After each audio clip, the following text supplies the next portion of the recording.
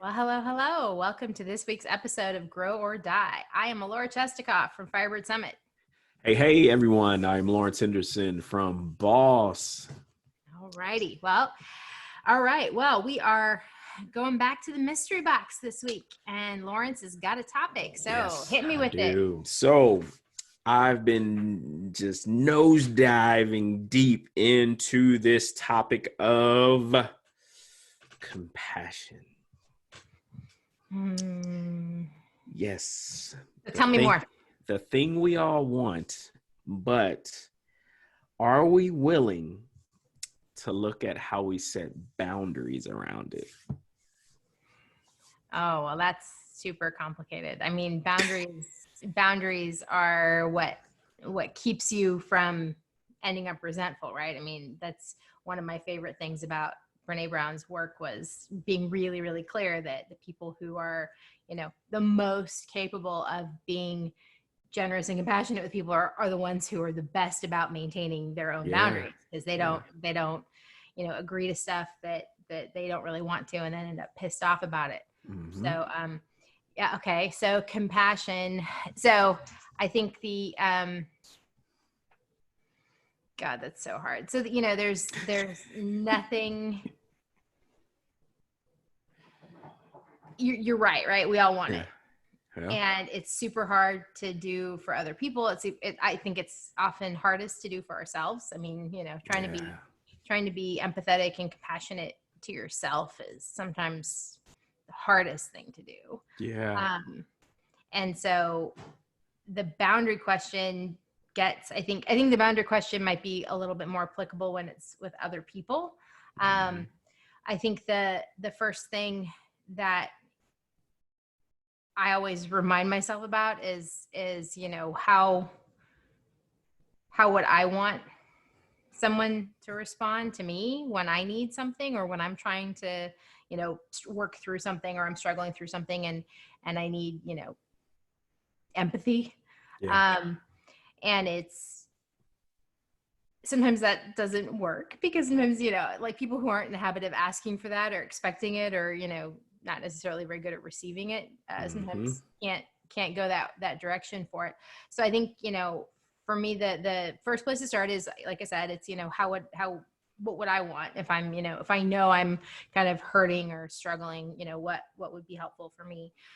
Then a reminder that I'm not everybody else. And so just what's helpful for me isn't necessarily gonna work. I can't use that on everyone.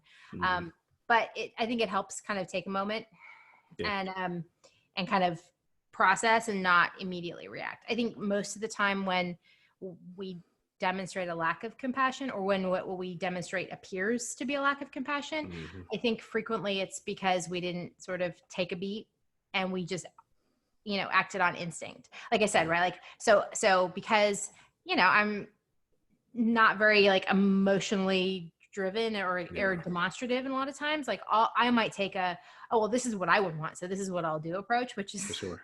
So it does not work with people who are, more like emotional.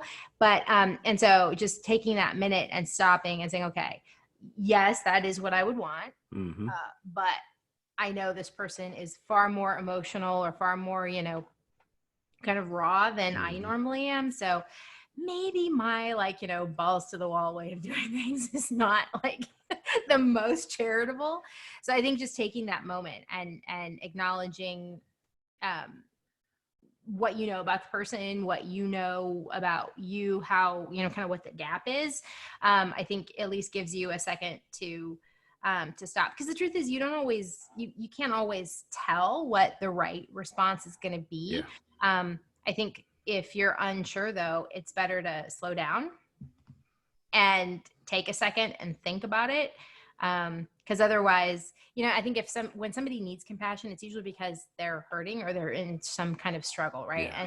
And the last thing you want to do is, and your intent is never, hey, just go suck it up, go walk it off. What the hell's your problem, right? Like that's not what you're trying to do. And so I think if you're not sure what to say, or you're not sure how to help the person, get back to, a place where they're feeling, supported. I think the most important thing is maybe don't assume your instincts are automatically right. Just take a second and think about it, and maybe ask a question. I think that's the other thing too, right? Mm-hmm. I always find it interesting that people, and it happens in business all the time, but I Yep. see it in personal too, is that they just think they're supposed to know. They think Yeah. they're supposed to know what to say. And sometimes the only thing you can say is, okay, how can I help? Like, tell me what would be helpful. Yeah. And it's so, it's not, I think, what we normally think to do, but the truth is, like, none of us are omniscient. Like, Mm-hmm. sometimes Yeah. just ask the question. Yeah. And I think what you're alluding to, and I did it on purpose. I have to apologize. I'm sorry. I know your MO, and I know the way you operate, but I also know you're super. You've done some great internal work around this area, and we all are works in progress, right? And it's not perfect. It's progress. And when I talk about compassion, you hit on something in this season that we're in. The people who are normally strong, did they step back because they thought they weren't allowed to be shown compassion? And I think about people like me, and I'll tell them myself, there was a stretch of like 2 weeks where I should have phoned a friend because I needed somebody to show me passion. But every day I woke up and was like, I'm going to put on a brave face. I'm going to gut through this thing. I'm going to put some dirt on it, and I'm just going to ride this thing. And it made me feel worse. And I was just like, oh my God, like I'm even further deeper in this hole because I just need to release it to somebody. Like, I am not okay. Like, I am not, but what I was doing to myself is, I'm not allowed to be this way, and somebody's going to tell me I'm not allowed to be this way, and I'm going to be judged in a way that I'm not willing to be judged at this time. And so I'm not going to extend myself to even not only receive grace, even show myself grace, but also just set a boundary around, don't go there, dude. Like, this is what that does to you. And I think for me, that the critical component around telling myself no, like not allowing me to go there, I was violating that for myself. I was like, nope, I'm gonna fully go here. I'm a turd, and guess what? I'm gonna sit in it, and it's gonna stink for several days. And it just, all right, 2 turned into a week, and I was just like, oh my God, this is bad. But once I finally did release it to somebody, I was like, oh my God, is that what that feels like to release? It was like, they said, it's okay. And I was like, and it's crazy enough. That's all I needed. Yeah. Somebody just tell me it was okay. Well, and I think that's the hardest part. It's one of those things that I think we think it's it's bigger in our heads than it really is once we actually start having the conversation, right? But you have to get over the hump to have the conversation. Exactly. Again, and we're back to Brene Brown again, but it's one of those things that she said that actually is super useful, is like, sometimes just write yourself a permission slip. Like, what is it that you are not granting yourself permission to do? Yeah. Just cut yourself some slack. And it doesn't have to be, permanently. It could just be just for today. Mm-hmm. Today, I am going to grant myself permission to ask help and to just be okay with that and to just sit with it. And I think it's also, the other thing that you mentioned there was like, there was a lot of judgment in that, right? It was your own judgment that you shouldn't need to ask for help. And then also fear that somebody else was going to pass judgment if you did. And like, that's a double-edged sword of judgment there that is so hard to get out from under. And it's really hard to grant yourself permission or do anything else if your first instinct is to judge yourself and try to self-protect from someone else judging you. Yeah. So I'm curious, because I think one of the things that I'm doing is I'm going to launch some group coaching cohorts, but I want to know what support for leaders and organizations look like, particularly around this area, because I think me and you, we do work in this area. Mm-hmm. What about the leader who doesn't? Right. and they now have to exercise this where they may not have made room for it before. Well, I would say that it's probably pretty likely if they weren't already doing it, it requires space, right? It Yeah. requires space. And if it's, if it's not already part of your week, you were a leader, you were probably already working 50 plus Hmm. hours a week, in which case you don't have space on that plate to Yeah. just add something else in. So you have to be prepared to kind of deconstruct how you're spending your time and your energy, Yeah. and then reevaluate and reprioritize, and start incorporating some of all of this in as Mm. you go, right? How do you lead through difficult times? How do you handle change? How do you have an accessible style that is gonna really encourage your people to feel like they can come to you? How do you change your team dynamic? I mean, it's so funny to me to see like the rest of the world suddenly try to figure out working from home, right? And how do you build a team from home? How do you have a team dynamic? How do you get people to kind of establish a good rapport? It's a really hard thing to do, but I think it takes time. Yeah. um, and even when you have a team, and you can't change the way a group of people are interacting and not pay a price for that, right? So you Hmm. could have had a team that was really great and had a great rapport in the office, and now everybody's stuck working from home indefinitely. And even no matter, and yes, some of that old historical relationship pattern will carry over and will help in that transition a lot. It'll be super useful, but it's also going to change. And there are so many things that are again, you have to give yourself some grace around, and you have to give your team that, and you have to get them to give each other that. Yeah. There are so many things that you don't think about until you change a dynamic. Yeah. I mean, you and you can see it in big cases when it comes to things like long distance relationships, right? Two Hmm. people are involved, and then all of a sudden, one person has to move away for a job, and oh no, we're not gonna, we'll be fine, we'll be fine. Well, you've just fundamentally changed the way you're interacting, the Definitely. little things, the big things, you've completely changed that dynamic. So yes, you might be able to maintain the relationship, but you can't assume it doesn't change. And the Yeah. same is true going the other way around. And it happens in work settings too. So I think, if you're talking about a leader who Hmm. is looking around and saying, okay, well, shit, this isn't how I was, prepared to keep leading this team. And obviously this isn't going to change anytime soon. So now what? Let's get back to basics. And I think that might be the approach that makes the most sense is, okay, let's get back to basics. What is it? How one of the things I do a lot of times with leaders when I'm starting to work with them and they're trying to figure out how to change how they're leading their team is, Hmm. okay, let's look at your week. Like how have you been spending your week, on average, right? And the truth is you can look at somebody's calendar for, like the last month and get a pretty good Hmm. sense of how they're spending their time. For Are sure. they in meetings all the time? Are they talking to other department heads but not their own staff? Hmm. Are they on the road all the time dealing with clients? Like, what is it that they're doing and how is their time being parsed out? And then looking at it and saying, okay, so you were spending on an average week, let's say you were spending 2 days traveling, visiting clients that you weren't even in the office. You were spending another 2 days dealing with your peers and managing up. And then that only left you really one day for dealing with your staff. And, at most you were giving individual people maybe 30 minutes of your time when you were able to do it. Is that, does that sound about right?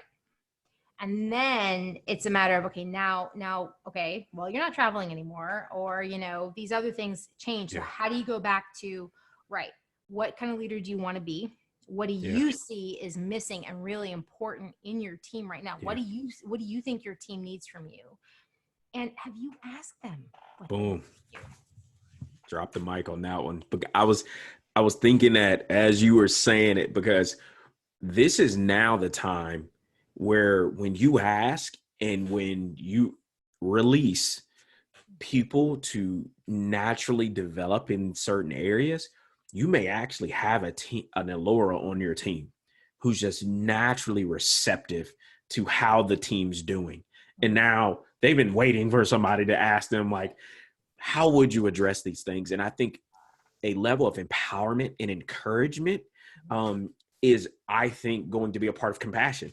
Is how you empower, how you encourage your team to be more for you. And I think levels of accountability and ownership in these used to be soft skill areas is going to be key, because again, we understand for the last 20, 30 years of business, the most technically capable person in most cases was promoted into higher levels of responsibility and then left floundering. And now in this season, and I was talking to an executive today in the talent space, and he was really like, people are watching what organizations are doing as it pertains to having a talent strategy around development and engagement, and not just engagement of, are you happy here, but engagement of, where are you meeting me at? Because this was hard for me. I was a single parent in a house with 2 kids that I'm video schooling while trying to get this, my full, and nobody ever checked on me. Right. But now you want me to go to a leadership training. Well, and not only that, right, but people's jobs are going to change as part of this too, right? 100%. And so, I was talking to a friend last week, and, he works at a very large tech company that actually, all things considered, is not really, I mean, they're hurt in the way that the general market is hurt, but they're not like acutely hurt. His job is generally safe, but the company is going through a massive overhaul of, okay, how do we streamline? And so this guy was a developer. Now he runs an automated testing group. And he was like, wow, I have to become a project manager now. I have to get my Scrum certification, and then next year I have to get my PMP. And it's like, these aren't things he ever wanted to do, but this is like an absolute requirement as the company looks around and says, okay, how do we maximize our assets? How do we, make the most of what we've got already? Because we don't know how long. I mean, there were another 2.4 million people that hit unemployment last week. We are up to almost 30 million people in this country just since this started. And so, like, this is truly, truly scary. And there's not any good, I mean, there is no sanity in planning around the idea that this is going to turn around in any short-term time. So companies are trying to retrenching, but some of that retrenching is, we got to redefine your job. And so again, this comes back to, I think, where that back to basics question is, do you know, I mean, this, and again, this is why I love Gallup's 12 elements of employee engagement. Number one is, do I know what is expected of me at work? Most employees don't know that. And most bosses think their employees do know that. So guess what? Number one problem right there. But especially in this time, oh my God, if your role is changing, or your company's contracting, or your team has had half the people laid off, or you're working from home when you've never done that before, that question of, do I know what is expected of me at work, has all new meaning in this. Like, this whole time has completely changed that, because the truth is, 90 days ago, the answer to that question could have been yes, but that doesn't mean it is today. Yeah. That by itself completely changes. And so I think really going back to that, and, it's again, Gallup does, breaks down those 12 steps, and they are hierarchical. You have to start with the bottom and, work your way up, and you can't just get to the end of the chapter and take care of it, because they build on each other, because it is very, hierarchical, from like a very Maslow's kind of structure. And so you have to make sure that you're doing those things, but you also have to keep in mind that, if you didn't have that relationship with your team to begin with, building it now is harder. I mean, it's like trying to it's like finding yourself laid off and then realizing, oh shit, I got to network. No, dude, you've been networking before. Exactly. Trust building with your team is the same way. Waiting until now to actually build trust is going to be a hell of a lot harder. And so, but if you hadn't done it before, all right, well, now you got a lot of figure it out. Unpack. You got to start working on it. But you have to also remember the other thing, which is that you can't just look at somebody and say, hey, I need you to trust me and tell me what's going on. That is not going to cut it. it's the, like you said, back to basics of how do we build solid relationship, right? And then again, it goes back to I don't, until I know how much you care, I'm disconnected, right? And I think the back to basics and the compassion around all of this is, are we going to be willing to build authentic connection in these basics? And like you said, you can't skip from the bottom to the top. You can't go from the beginning to the end and just think because of your position, people are automatically supposed to see you in this light. And no, you can't command you haven't trust. earned it, right? You can, like, you, to me, I'm watching what you did up to this point. Yeah. And guess what, buddy? I'm not feeling you, right? And if we weren't in a pandemic, I'm just telling you now, I'd be looking for a job, right? And that's the reality that a lot of organizations are literally going back to. I just talked to somebody today where their company is like, full go, everybody back in the office next week. Well, that's not the way to build trust either. And everybody's like, for what? like, yeah, like our state's numbers are just now plateauing, like not going down. Yeah, they're just now and oh, by the way, I was just watching the news yesterday, and China's in their second wave of this. Yeah, exactly. Like, and so that on people's mind. And so for me, like, I want to take that leader and I want to sit him down and I want to talk to him in a quiet, still voice. And I want to say, buddy, do you even turn your TV on? Do you even know the things that people are processing that work for you? Like I just literally just want to talk to him really, really slow and really, really quiet. Because, well, that's nicer than me. I want to hit him upside the head with something. Oh my God. But in the back of my mind, I want to see if they're actually processing real life and real reality. Because for you to go, we've been 100% remote to 100% everybody back in the office. Yeah. Well, you know what? And I think that's actually where some of the next challenges from a leadership coaching perspective are about to come, right? Is that, working from home, feeling isolated and miserable and like you're under house arrest is one set of problems. And that's, everybody's got, shelter at home fatigue right now. Like, nobody doesn't. Like, even the most extreme introverts are like, oh my God, get me out of my house. Exactly. So of course that's going to continue to be an issue. But I think the big problem, and, it's and unfortunately, and this is so maddening to me, that the way in which different states are going about or encouraging people to go about has become so political, and it's turned into this, red versus blue bullshit, instead of just saying, okay, look, can we, maybe let's just look at how Germany did this, right? It was just like very structured, follow scientific, advice that's there. It doesn't have to be, this didn't have to ever become a partisan issue, but unfortunately it's turned into a partisan football. And this is going to make it even crazier, because now you do have cases and you have court rulings coming down where, governors and mayors are being told that they can't extend the stay-at-home orders anymore. And that people now not only are, is it time for people to go back to work, but people can lose their jobs if they don't go back to work. And that is the truly terrifying part of this, because there are so many places where, to your point, right? It makes me crazy to try to explain this to Europeans a lot, or people not from the US a lot, because they're like, we don't understand. Are you guys like 50 states or are you one country? And it's like, nope, you know what? In most times and most cases, we are 50 separate states. And this is probably the single most vivid example we have. Exactly. Because New York and California and Florida and Georgia and Texas are completely different in how they handled this, how they approached it, the timing, the rollout, the politics, the strategy, everything about how they're handling things is completely different. Yeah. And we're all on different curves. So now we're hitting a point where, okay, so what happens if your boss tells you, okay, guess what? Back in the office next Monday, everybody's back in. Like, that to me is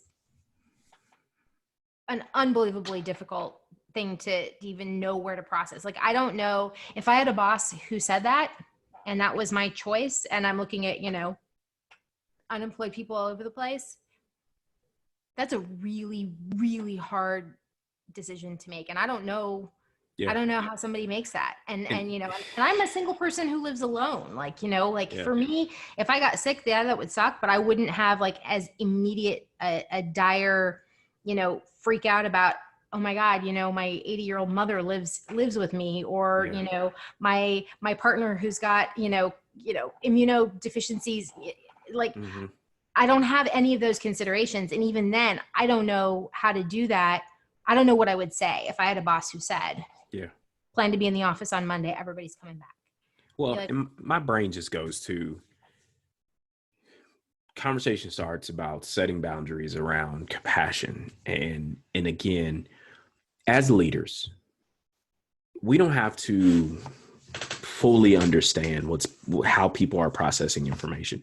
We just have to be compassionate enough to know that they're processing something. And you alluded to it early. Are we even asking them? Help me make this decision for you all. I know what I want to do, but I want to hear from you, right? And for me, for a leader to just say, boom, nope, back in the office, zero consideration.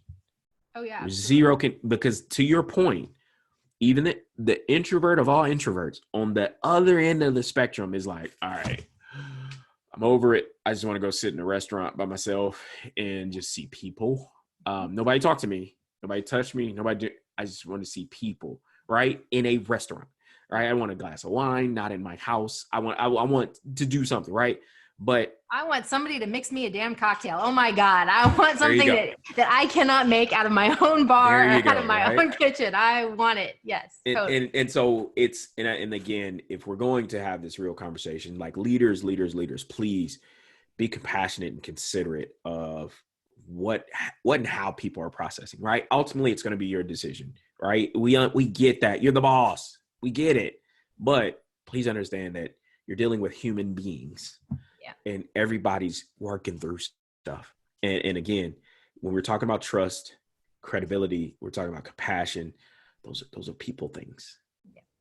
Completely. And I think this is also where I think, you know, working with smaller businesses where you're dealing with a team of people who know each other better is so advantageous in a case like this. Now, the flip side is that the smaller businesses have less runway to stay closed, and some of them are struggling more and have a more urgent need to get back to business as quickly as possible. But I think the thing that you know is harder, and this is something that comes up a lot because, you know, a lot of times managers end up getting caught in the middle between above and below. And I think that from that perspective, you know, to your point, right? Okay, everybody goes back to work on Monday. Well, I think that conversation looks different if you're talking about, you know, an entrepreneur who's got a team of 6 versus a big faceless corporate entity that's got 10,000 people. And now you're hearing from your boss and your team of, you know, 15 people. And then what does that boss do? Like, you know, that boss could be like, this is messed up, man. Don't make me make them come back. Like, this is so like, don't put me in this position. And then the choice, and then the directive comes down, nope, back in the office on Monday. And then as a leader, then what? Because you're just put in a no-win in that situation. Like that is the ultimate no-win. Is great. I'm being told I have no choice. If I want to keep my job, which I can't afford not to, I have to get everybody's butts back in the office. So now what do I do? Yeah. It's crazy. Crazy times. And we're gonna see a lot of this, I think, over the next few months. We are. Until we start seeing super clarity on whether or not we see additional waves, which seems unlikely that we couldn't or wouldn't if everybody's going to start, you know, giving up their social distancing habits. But the truth is, we're going to see how this unfolds, and then we're going to have to go back and forth. And like I said, I think it's really, really sad and unfortunate that this has become as just knee-jerk political as it has. But unfortunately, that's how we're seeing responses, right? I mean, we're just seeing, nope, time to go back to the office. Everybody just throw open the doors and get back to work. It's like, I'm still working from home, dude. So yeah, but again, you're back to your original question is Yeah. around, compassion. And you're right. It is not something that is really taught. You just kind of have to feel your way through it. But yeah, I think when in doubt, just ask. Yeah. And make sure that you're doing everything you can to be as open and non-judgmental as you can. Because if somebody feels like you're going to judge what they say, then you're not going to get them to be honest. Yeah. So I think those become critical building blocks. And I think the last thing, and we've talked about this before too, is that you can't assume you're going to get somebody to respond the first time you ask. Definitely. The first time you ask, if this is truly the first time you've asked, then they're going to be suspicious about whether or not you actually give a shit. There you go. So you can't just, assume that the first time out of the gate is going to get an honest response. You have to be able to be willing to come back to it and to come back to it, in different ways and from different angles and at different times. And be willing to show that, okay, look, I get that you feel like you've got it under control right now. And I am envious of that because there are days when that is not how I'm feeling for me at all. And so, you know what? I did have to, go get some help last week. And I did need to go ask, so-and-so to help me with something. And you have to be willing to show some of that with people who are reluctant to try to kind of open up. But again, you can't assume that the first time you ask, you're going to get an answer. Yeah. Makes sense. Makes total sense. So that was a good one today. Yeah. All righty. Well, in that case, I hope you are, your guy who's got to get back to the office, man. That's some bad news. Yeah, buddy. Yeah. And my heart really breaks for people who are in that position because that's a no-win. Yep. Win, and that's unfortunate, and it's an unethical thing for anybody to force an employee into. And I think that's the thing that's really bothering me about watching how some of this is unfolding. Yep. Anyway, well, I guess we're gonna have plenty more of this stuff coming up over the next few weeks. We have lots of fodder. Yes, we will. All righty, my friend. Well, have a wonderful week. You as well. I will talk to you later. Thank you. Talk to you soon. Bye-bye. Bye.